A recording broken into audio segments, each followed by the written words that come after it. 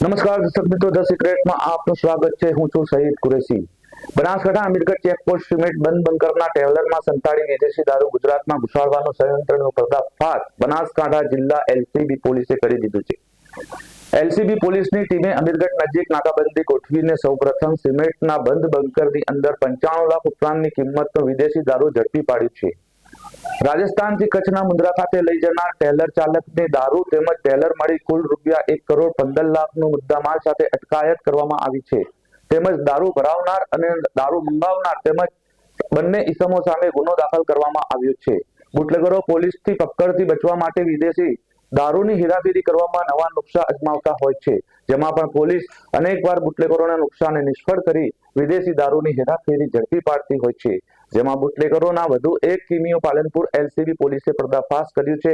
જેમાં રાજસ્થાન તરફથી વિદેશી દારૂ ભરેલું એક સિમેન્ટ બંકર ટેલર અમીરગઢ આવી રહ્યું હોવાની બાતમીના આધારે પાલનપુર એલસીબી પોલીસની ટીમે અમીરગઢ નજીક નાકાબંધી ગોઠવીને ટેલરને ઊભું રખાવી તેની તલાશી લેતા વિદેશી દારૂ મળી આવતા દારૂ તેમજ 20 લાખની કિંમતના ટેલર મળી કુલ 1,15,37,640ના મુદ્દામાલ સાથે રાજસ્થાનથી દારૂ ભરેલું મુન્દ્રા જઈ રહેલા ટેલર ચાલક સામે કાર્યવાહી હાથ ધરી હતી.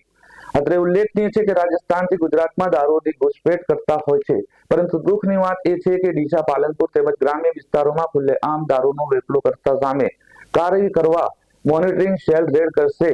ત્યારબાદ સ્થાનિક પોલીસ હરકતમાં આવશે. ત્યારે એવા અનેક સવાલો લોકોમાં ઉઠવા પામ્યા છે. ત્યારે બનાસકાંઠા પોલીસને આ બુટલેગરોની કોઈ બાતમી કેમ આપતો નથી? આવા લોકોમાં અનેક સવાલો પોલીસ પ્રત્યે પણ ઉઠવા પામ્યા છે.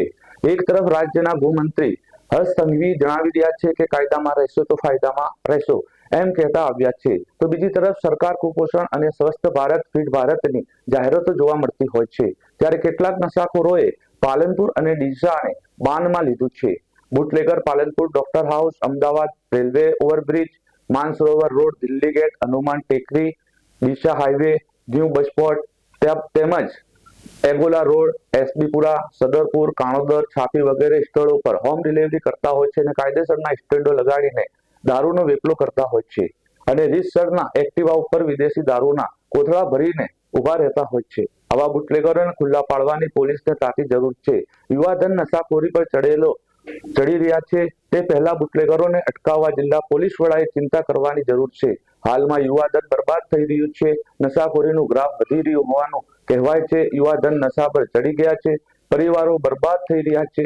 રસ્તા પર આપણે જોતા રહીએ છીએ કે કેટલાક લથડિયા ખાઈને લોકો પડતા હોય છે, જેનાથી કેટલાક લોકોના મોત પણ નિપજતા હોવાનું જાણવા મળ્યું છે.